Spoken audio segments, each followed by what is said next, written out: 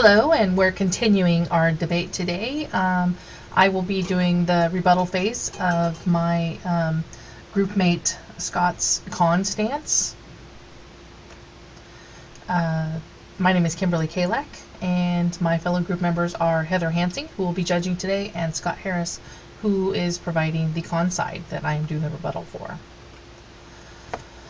From your presentation, Scott, I kind of wonder, how are multiple informal reviews going to work? I kind of wonder how people are going to take them very seriously. And they're going to be very time consuming, especially for small businesses. How are small businesses going to find time to do these? I mean, do you mean monthly? Do you mean weekly?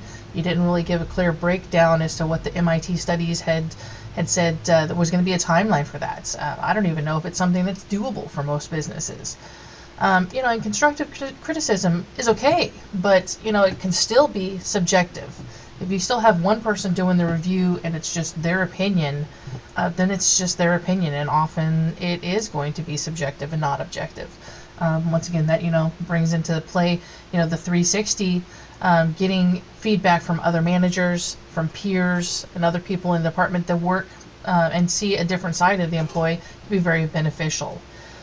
So it still can be inaccurate. I mean, if you have that manager that's sitting up there, managing from the top, sitting in his office, has no clue what's going on, it may not be accurate. Maybe you've got a manager that just can't handle confrontation.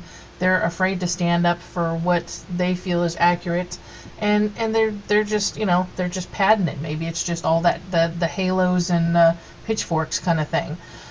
So there's no mention of lack of action after it has been agreed upon in reviews. One of the big issues that there's a lot of problems with employee confidence is that you get to that yearly review and you discuss things that need to change from either side, and then those things don't happen. Once you talk about it in the review, it's shelved. It never happens again.